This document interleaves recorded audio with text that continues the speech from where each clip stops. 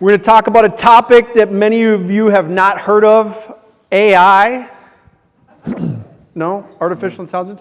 Who, by show of hands, when you hear AI, who gets excited about the things that it can do for you? Pretty good. Who is the naysayer that does not want to ever hear AI again or utilize it at all? Got it. Awesome. That's a good little straw poll. Fair. Yeah, that's fair. Yeah. So I'm Todd Waldron, Vice President of Carrier Experience at truckstop.com. I am joined by two wonderful friends, associates, partners with a lot of knowledge to be able to share with all of you on the topic of AI, what to let go to stay in control. I'm going to kick it off with Adam to give an introduction on himself, and then I'll pass it over to Nate for the same. Yeah, my name's Adam Wingfield. I'm with the Innovative Logistics Group. I've been in the industry about 26 years now, and my passion is to help improve small carriers over the years. And we've seen so many improvements through technology and advancements. We want to make sure that we're providing that cutting-edge information to our owner-operators and our small carriers to help ensure that they're following those things to improve their business acumen and improving business altogether. Awesome. Thanks for being here. Nate? Nate Johnson, I'm the CEO of GLCS. I've been in the industry about 30 years, starting as a driver.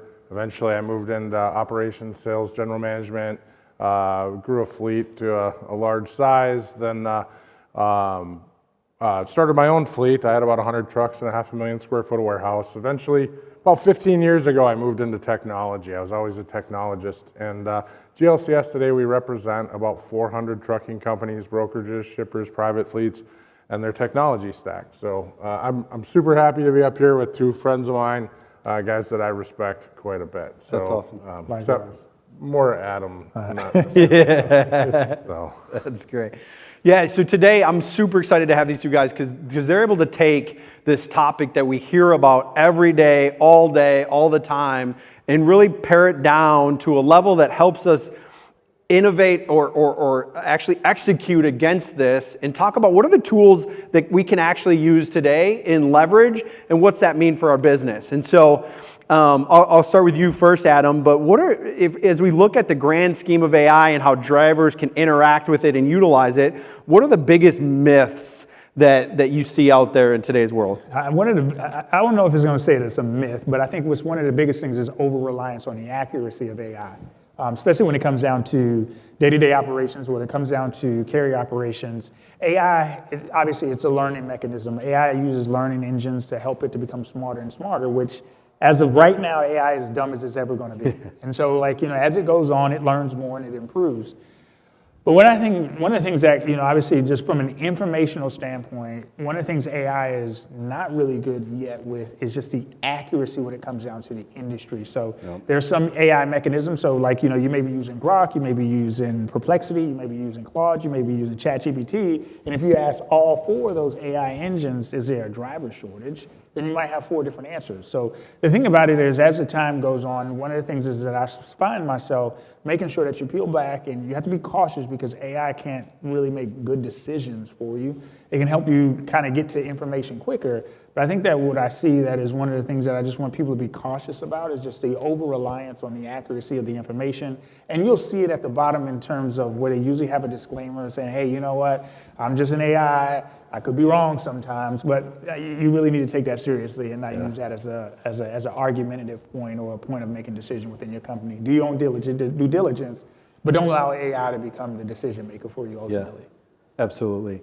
Nate, from your perspective, what are some of the different categorizations of AI and help us break that down? And then also in today's environment, is there AI already in a driver's cab? And in what ways or where are you seeing that most prevalent? So first, to take us a little bit off path, how many owner-operators, drivers, or carriers are in the room? Raise your hand, please. All right, good. We have some. I wanted to make sure we weren't all tech people here. So there's a variety of different categorizations of AI. Actually, there's not enough, to be honest with you. The fact that we're up here, basically 2.5 years, 3 years into the AI revolution, and we don't have names for what AI actually means. I hate it. You look out there, you look at other conferences and everything's .ai. So, you're using AI today. It's been in your truck for a long time. If you have cameras, that's probably the first primary solution we saw come forward using any form of AI. In addition to that, your ELDs are most likely using it. It's out there and it's well deployed, and so there's areas of inaccuracy. And when you look at like the Claude or the ChatGPT or whatnot, you kind of have a linear, less purposeful, wide open scope for AI. And when you do train it, it gets very, very accurate. You also have to remember that it's artificial intelligence, right? It's not a program. It is a program, but it's really a decision tree that's coming up, and it's enhancing you as a human. But it is intelligence, and if you're talking to a dispatcher, for example, they're going to make errors too. The more experienced they are, in theory, less errors, right? So AI is going to be the same way. But ultimately, you find that it has been in play a long, long time. It's going to continue to be in play. This isn't a fad or anything like that. But this industry likes to take about 3 steps forward and 2 steps back. So we're learning how to use that here today. Yeah. So. Absolutely. And so there's been like a number of tools mentioned, a number of areas. Adam, from your perspective, what tools have you seen drivers try to utilize that maybe hasn't been as successful? What tools do you advocate for and share to drivers as you're speaking with them? And what are some that you're maybe watching as we go into the future that is advancing so rapidly that we might not have seen or heard of, or that's coming down the pipe? Yeah, so I mean, a couple of things. So right now, what we see it's more of kind of like, putting your feet in the water. I see a lot of drivers, a lot of owner-operators, small carriers, they're using the AI tools more as fact-checking mechanisms more than, hey, let me use it to help me improve my business process. And as they become more comfortable with it, I can see that happen. I think one of my favorite tools, though, and I'll share this, it is really rapidly growing, and we work with owner-operators and small carriers and really trying to help them build bots. Yeah. And I know a lot of people, when they hear the word bot, they're like, I don't want to mess with a bot, so I'm just using it from familiarity, call it what you want. But Claude does this thing that's got, Nate talked about it, it's got a thing called co-work.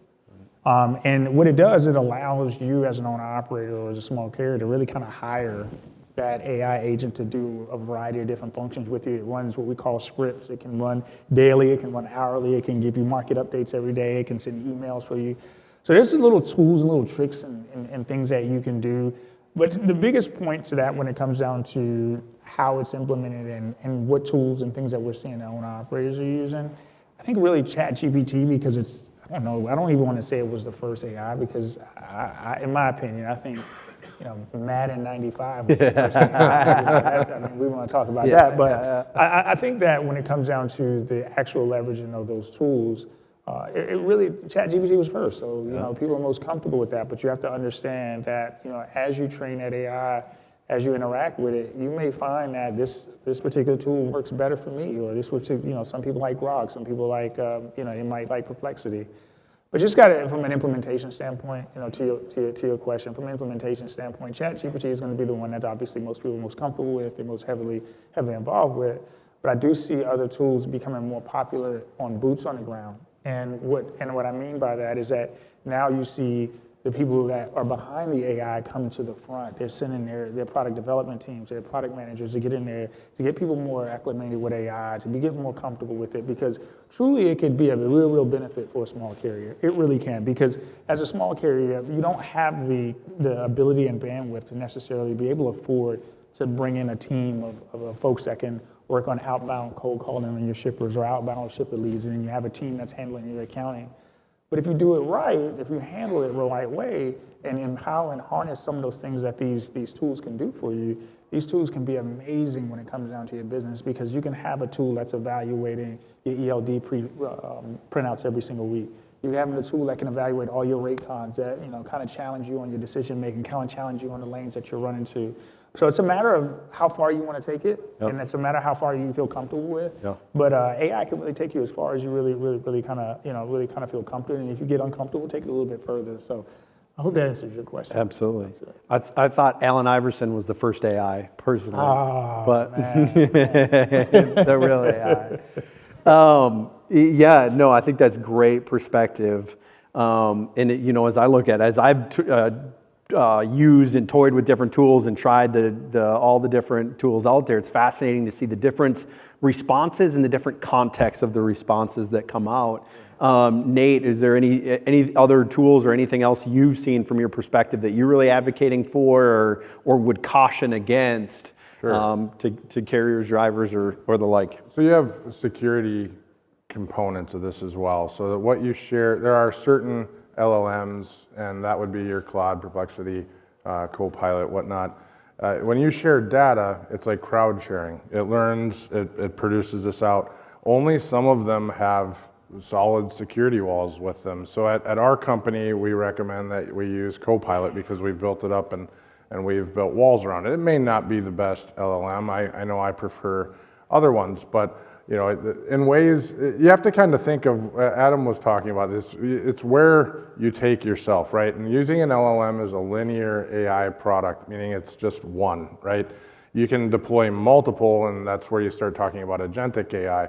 And agentic AI is a bunch of pieces that are a bunch of bots that are working in cohesion to create some sort of benefit. But you as a driver, a great example of how I use Copilot is I've crafted correct prompting, and I've built out a daily thing where I just tell Copilot every morning, run my daily report. And my daily report mines all my emails. It mines anything that's transferred. All of my phone calls are transcripted, but it's also secure. So that's something to keep in mind. You don't want to put your credit card number into ChatGPT. It's not a good idea. You're probably okay. Don't freak out if you did it, but you're probably okay if you did it. Don't worry that much, but don't do it all the time. The more often that you do it, the more often you supply proprietary information about yourself, the more that it's potentially accessible out there. So I think that's kind of the piece. As far as what you're seeing in cab, if you want me to go kind of that route, like I said earlier, you're seeing a lot of cameras, right? And those cameras are now potentially your mirrors. And so you are now hyper aware and have more information, and so does your company. So, and I know we're going to talk about that part, so I'm not going to go down the road of what that means. But in addition to that, you have predictive maintenance. So AI can capture all of this information all at one time that's coming off the ECM of the truck. It's looking at your behavior on how you're driving. It's potentially tying in camera data, and it's predicting when you're going to have a problem with your truck. So it can be resolved at a maintenance facility that you prefer to be at. So if you have 500 trucks, you're able to eliminate that unplanned downtime of having to work at a shop that you don't necessarily want to work at, and that's a huge savings.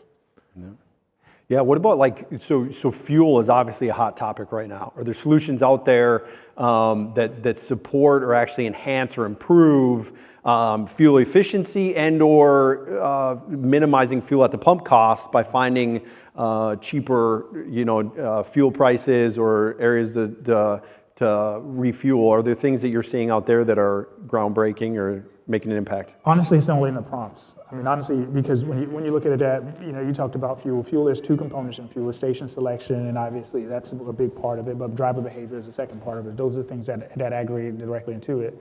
But if you get you can maximize fuel efficiency by just prompting the correct way. Put in a prompt in saying, "Hey, I'm picking up a load going from Miami to Cincinnati, Ohio. Here's access to my fuel records. You can put your last fuel purchases in there. You can upload that rate con in there, scan the rate con, provide me the best driving behaviors, and provide me the top 3 fueling stations along the way. Just how much fuel I got in the truck now. Give me some recommendations on what I need to do." And it'll come back and it'll say, okay, well, you know what? You're going to have this type of topography that you're going to go across. You want to keep the fuel set at 62. Based on your last fuel report, you're running about 7.2, 7.3 miles per gallon. So it'll help you do that, but it all takes time though, because it's LLM. It's, again, you got to feed it information. You got to continuously feed it information for it to learn better habits and behaviors. But to Nate's point, one of the things that I can tell you is that, again, I said today, it is dumb as it's ever going to be. Yep. So, and the crazy thing is that over the last month, the amount of growth AI has leaped over the last month has been make you look back and say, wow, we've come a long way. Yep. By this time next year, if we're all, if the creek don't rise, like the old folks said, if the creek don't rise for us, if we're all here next year, it's going to be a completely different environment because of the amount of information that's shared and the amount of information that's being potted up through it. So, the tools that we're using now for route optimization, utilization and things and making better decisions, they're going to help you make better decisions in the cab. You already see tools out there now that, I know Max here, where the truck tells you, you see it all the time already. We've seen it before, the predictability on fuel economy within the truck. But I think it's going to get even more granular. I think it's going to get more granular, and it's going to help you do a whole lot better job of really maximizing that efficiency cost. So I think time is going to tell. I think time's really going to tell. But I think that we, as we go as an industry, one of the things that our industry is not void of is people trying to find solutions to problems. Yep. And we know that fuel is a big problem. You'll find people that are in here trying to make solutions for those problems. Wow. Well, go ahead. Real quick there. AI is moving extremely fast. So it's multiplying its capabilities 70 times over year by year right now. And it's actually not slowing down because we use AI to create AI applications. One of the weird things is we're building all these data centers, right? And that's capitalizing on the Claudes of the world, which is also an LLM, but largely prior to a couple months ago, was only used for development. And now it's breaching into other areas. But 70 times a year more powerful by this time next year. Probably more than that because it's scaling faster. So, and if you go backwards and we talk about some of the initial applications that we saw, we had people or bots talking to carriers and booking loads and that kind of thing. And then you look at the capabilities that are out there today and how fast people are able to deploy them, right, wrong, or indifferent. So, which we'll get into that probably eventually too. This landscape's going to look entirely different next year, and entirely different the following year. I mean, factor that out, 490 times more powerful in 2 years. 2 years, maybe that's right, man. That's close enough. Oh, fair enough. Close enough, man. I don't know, math. let me ask ChatGPT real quick.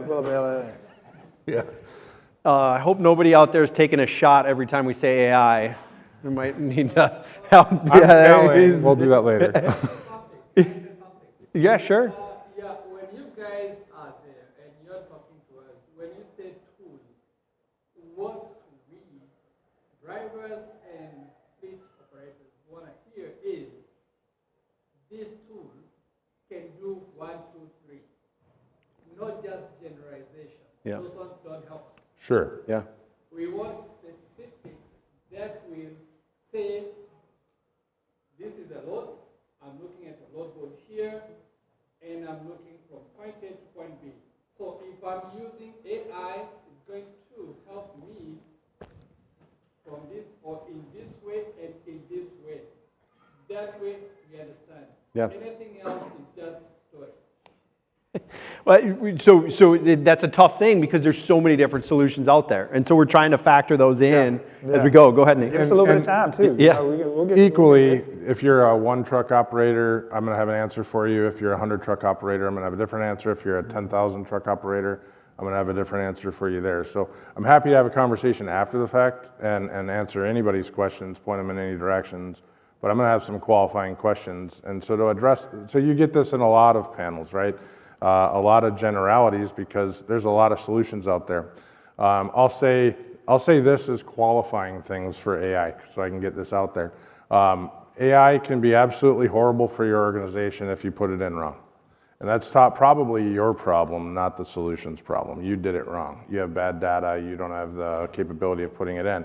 The second one is half the solutions out there are only going to be there for about 6 months and then they're gone. So you have to be very selective about the solutions that you're picking up, that you're deploying, and ensure that it meets your particular need and that there's actually a customer base there, because to the point of it's multiplying 70 times a year, you have people who are not even software developers building AI solutions. That's not always a bad thing, because sometimes we have people come into our industry and start building products without understanding what we really need.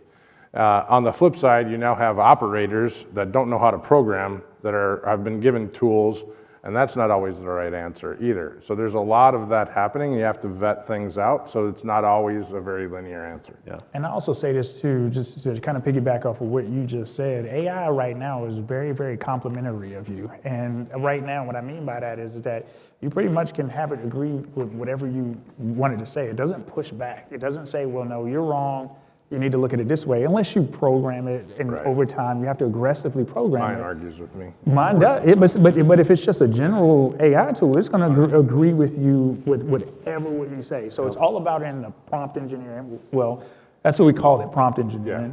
So it's all about the prompt engineering, how you train the AI mechanism, how you train it to respond, what do you want to say, but then ultimately too, it's going to take time before it's going to actually be that type that's not going to be agreeable with you on everything. Because it'll tell you that you're the king of the whatever you wanted to do, or the queen, or whatever, and it won't push back. So right now it's a little on the timid side. So yeah, absolutely. And I think that the challenge too is the complexity, the multitude of options and challenges. So as a fleet owner or a driver, you want to identify what are those use cases, what are those things that are most impacting you, or where do you spend a lot of your time that's not driving that you could use support on. And so as we talk about, the idea is really to spur those thoughts and those channels that then you could dive deeper in through conversations and things like that after the fact.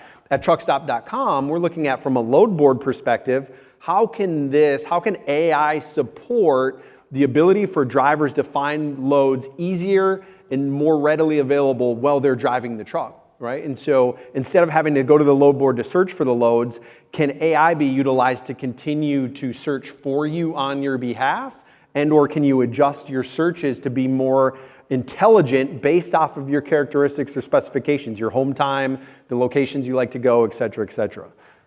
So if I may, just to give a practical example. Please. All right, so if I wanted to say, hey, if I wanted to improve my negotiation, those that were in here when Dean was presenting, he was presenting talking about how you as an owner-operator, as a small carrier, have an opportunity to capitalize a little bit more on fuel surcharge. Said brokers are paying about 50% of that fuel surcharge.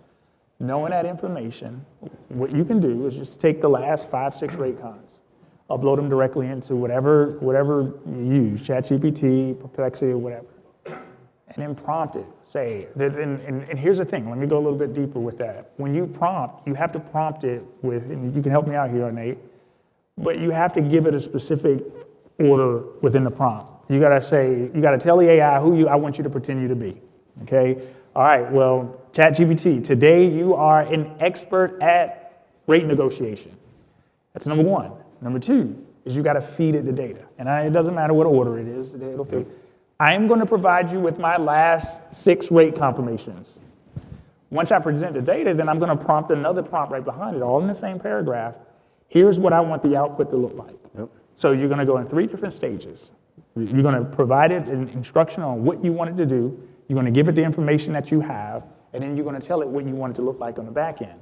So I'll upload this information. I'll give it my rate cons. I'll let it know, hey, this is what my fuel economy is. Let me give you some of my fuel receipts. I'm going to give it as much information as I possibly can. And then I said, I need your help. I need to have a better week this week than last week. I want you to evaluate based on this information, and then go to truckstop.com or whatever you have and take a look at what's being posted. Do a screenshot and screenshot a lane that you run. And say you're going from Kentucky to Miami. Screenshot that lane on all the loads that are posted on the first page of that lane. Sort them by rate per mile, so you'll have the highest rate per miles up there. Compare it to the rate cons you have and say, the output that I need you to provide me with is I want to have a better week this week than I had last week. Tell me what you see. Tell me what I'm good at, and tell me what I'm not so good at.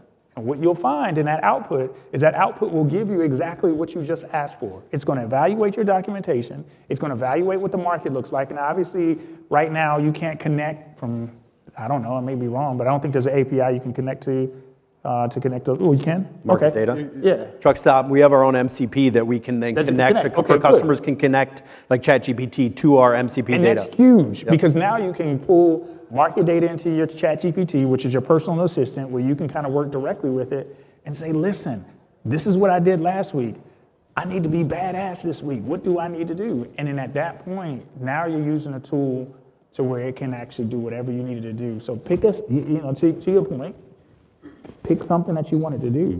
Pick exactly what you want to do. If you want to get better at rate negotiation, if you want to have a better week, if you want to lower your fuel costs, Give it those 3 steps. Step 1, make sure you tell it what to do. Step 2, upload the information. Step 3, tell it what you want the output to look like, and then it'll go to work for you. I think we have someone over here. Yeah. Yeah, I like what you're saying there, and I use truck stop, and I get a lot of data from that.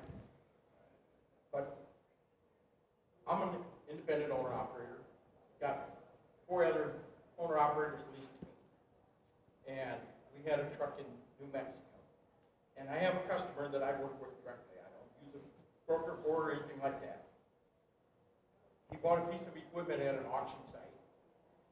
They used the data, as you're saying, and said he could have got the load done for, I think it was $2,300. Calls me up and says, what can you do it for? I said, I'm going to flat out tell you, it's in a dead zone, there's nothing else coming out of there, and so forth. Now, mind you, I did this all with a phone call. I said, Mike, we're going to be at $3,000. Oh, but I can get it done for that. I said, sure, you can get it done for that. But are you going to get the same level of customer service? Is it going to get picked up and you can be assured that it's there? Because I'm sorry, but AI can't see who's on the other end of the phone. Sure. He can't see. 100%. No, yeah, it can. No, so. And we're not up Now- here saying now it here- should, so. Right. So the other flip side of that, so I generated an extra $700, not only for myself, but for my driver, to make it more profitable for him. Yep. Yeah. You know what I can do with that extra $700 and what little percentage I did off of that? I can go meet the gentleman when we unload that piece of equipment, say, hey, I got a $25 gift card for you, go out and have steak supper with your wife. AI can't do that. Yeah. Yeah, it's not going to make a decision for you. Ultimately, you're going to have to make the decision, and you can go back and push back. AI is a tool. It's not the decision maker. So you're right. You're the owner operator. You're captain of your ship. You're the one that owns your business. You're going to make the final decision. You never rely on AI to make the decision. What we're referring to is the tools that can help you and enhance the decision making, so that way you can look at it in a different way and then be able to make the final decision. Yep. I understand if you're keeping data as to what you've done in the history to make a wise decision. I won't disagree with that completely. But the problem I have with the AI scenario is I lose that one-on-one personal relationship. That's fair enough. I've got a dedicated customer. So I that's a great topic or debate as far as the generative AI versus the agentic AI.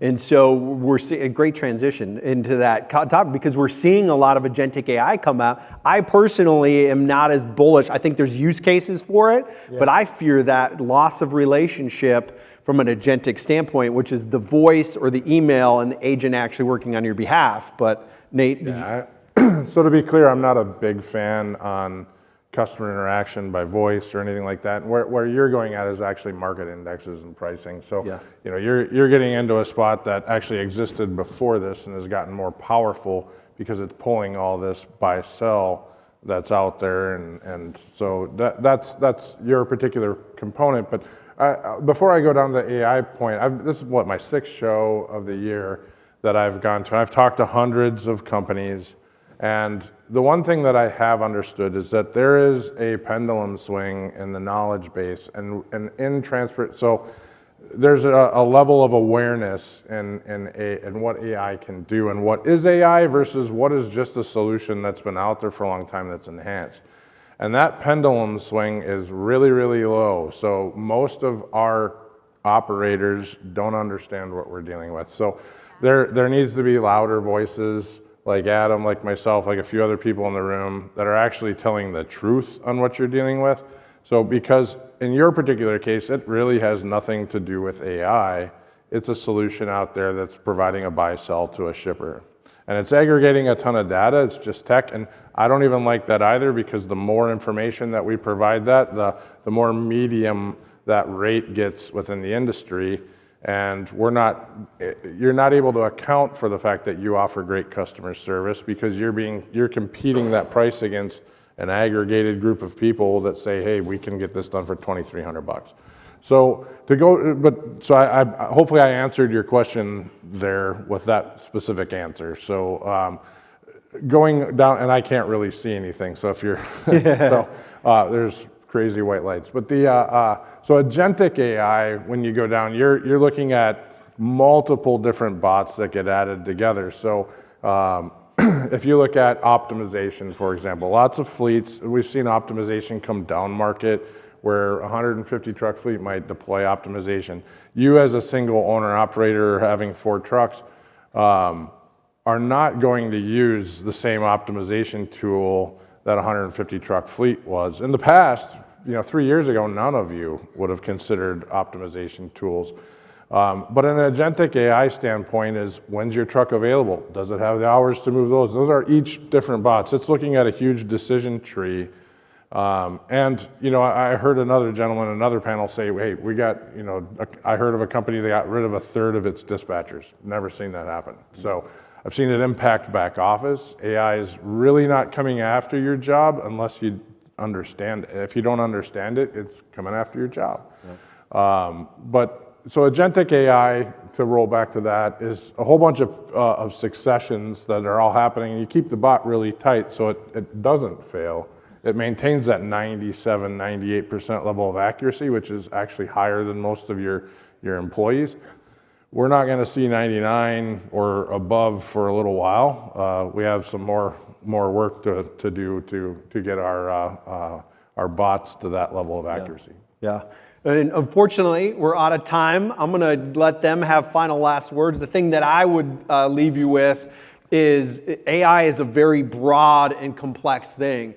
And because aspects of AI might be a deterrent or a concern, doesn't mean you should throw the baby out with the proverbial bathwater. Look at the components and where it makes sense for you and your business, and what that looks like. But I'll let Adam and then Nate close us with their final thoughts. I'll just say this. I mean, I remember in the beginning, we all were skeptical about it, but I think that one of the things that we have to look at in this industry is how do we create solutions for problems that we have versus problems for the solutions that are provided.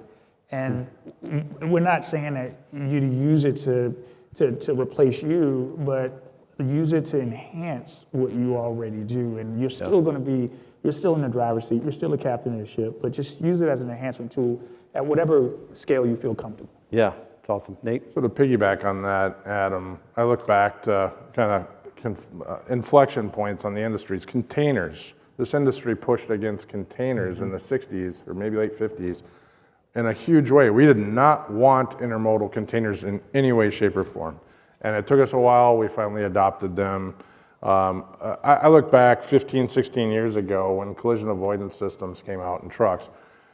No one wanted them. They had all kinds of problems. And I started talking about giving drivers superpowers. And ultimately, if you treat these solutions that way, that's what you're doing. You're giving you, as a business owner, as a driver, as anything, superpowers. It can be a differentiator for your business if you learn it. If you don't learn it, it's going to put you out of business, one way or another. Yeah, absolutely. Well, thank you all for being here. Thank you, Adam and Nate. Come see truckstop.com. Our booth is 16160. Happy to talk to you about all the things that we're doing. But thank you for being here and have a wonderful rest of your day and Matt's.